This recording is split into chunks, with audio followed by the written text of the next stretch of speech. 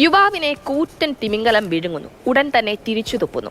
ചിലിയിൽ കയാക്കിങ്ങിന് പോയ യുവാവ് അത്ഭുതകരമായി രക്ഷപ്പെട്ട ദൃശ്യങ്ങൾ സമൂഹമാധ്യമങ്ങളിൽ ഇപ്പോൾ വൈറലാണ്.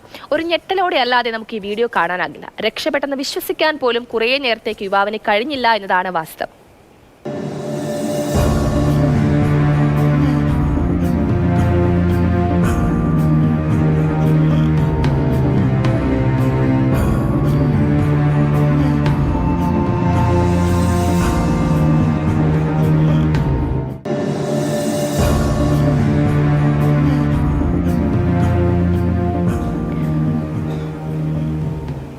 എന്തൊരു ദൃശ്യങ്ങളാണല്ലേ ഇത്. നമുക്കിപ്പം ആതിര പുതുവയലിൽ ചേരുന്നുണ്ട്. ആതിര, നമുക്ക് കാണുമ്പോൾ തന്നെ വിശ്വസിക്കാൻ സാധിക്കുന്നില്ല. വിഴുങ്ങുക, അതിനുശേഷം തുപ്പുക, വീണ്ടും ആ മനുഷ്യൻ ജീവിക്കുക, ഇതൊന്നും കേട്ടിട്ട് വിശ്വസിക്കാനാകുന്നില്ല. എന്താണ് ആ വാർത്തയുടെ കൂടുതൽ വിവരങ്ങൾ?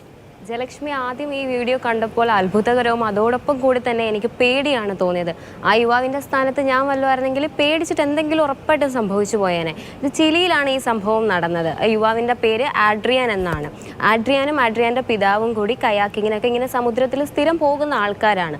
അങ്ങനെ പോയപ്പോഴാണ് ഈ ഒരു സംഭവം നടന്നത്. എനിക്ക് തോന്നുന്നു ആഡ്രിയാനും ആഡ്രിയാൻ്റെ പിതാവിനും ഇതേ പറ്റിയിട്ടെന്ന് വെച്ചാൽ സമുദ്രത്തെ പറ്റിയിട്ടും ഈ തിമിംഗലത്തെ പറ്റിയിട്ടൊക്കെ നല്ല അറിവുള്ള ആൾക്കാരായിരിക്കും. കാരണം അങ്ങനെ ഒരു സംഭവം നടന്നപ്പോഴും രണ്ടുപേരും കാമായിട്ടാണ്. ആഡ്രിയാൻ്റെ പിതാവ് കാം എന്ന് പറയുന്നുണ്ടായിരുന്നു ആ വീഡിയോയിൽ. ഒന്നും സംഭവിക്കില്ല എന്ന് അവർക്ക് ഉറപ്പുണ്ടായിരുന്നു. കാരണം തിമിംഗലങ്ങൾ ഒരു മനുഷ്യരെയും കൊന്നതായിട്ട് ഇതുവരെ അങ്ങനെ റിപ്പോർട്ടൊന്നും ചെയ്തിട്ടില്ല. തിമിംഗലങ്ങൾ കൊന്നിട്ടുണ്ട്, അത് വേറൊരു ടൈപ്പ് ഓഫ് തിമിംഗലമാണ്.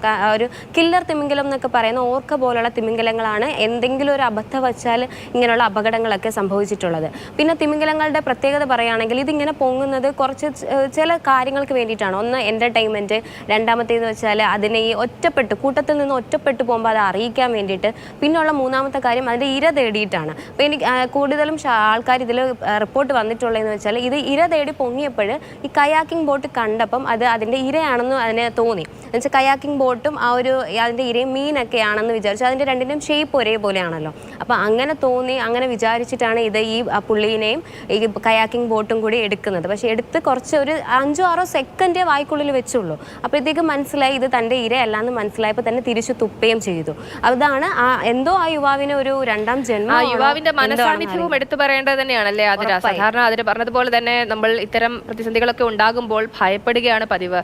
അതാണ് സ്വാഭാവികമായും ഉണ്ടാകുന്നത്. പക്ഷെ അവിടെയാണ് ഈ യുവാവ് ജാഗ്രതയോട് കൂടി ഇരുന്നതും.